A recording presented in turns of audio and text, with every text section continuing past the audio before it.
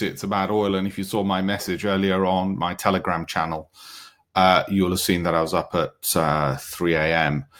Because it was worth being up at 3 a.m. for this. What happened late last night, I was we're looking at Brent. Let's look on our traditional 1 hour for the Pips Predator. So we had a short, which is nothing going on there in any event.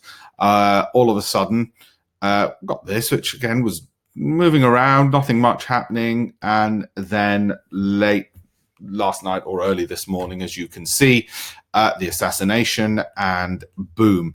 That's on the 1 hour, which, as you will know, is one of our more favorite time frames. And that buy still remains in place, even though there's been a bit of profit taking. You can see from these indicators that the bias is to the upside. The stop loss was down there. Obviously, you would have moved this. The red dotted line you will be aware of is where we add to our winning positions. So there wasn't much chance to get in at exactly that point because it moved up so quickly. So in actual fact, the addition started happening from this point over there. For those not familiar of how we find our signals for the momentum trading and how this happens, it's a combination of artificial intelligence pattern recognition library. So we've got a whole bunch of patterns which suggest that the market might, if the right trigger happens, move upwards. Obviously, we weren't expecting a trigger such as an assassination, but the market was ripe for an upward move, and one came along. Something triggered it to come along, which in this case was the assassination. It also looks, obviously, as you all know, at multiple indicators across multiple time frames to see if how they're aligned, because no one indicator works all the time. So we look at multiple indicators across these multiple time frames as well.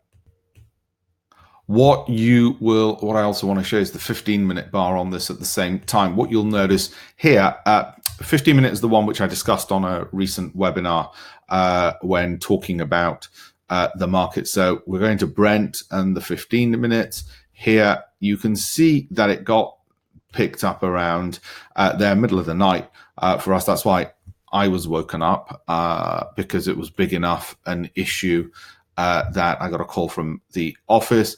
This buy signal is getting a bit weaker. It's dropped a bit. But anyway, that's to give you the update on how we're seeing things on Brent crude following the assassination. As ever, Donald Trump, to put it crudely, continues making us money.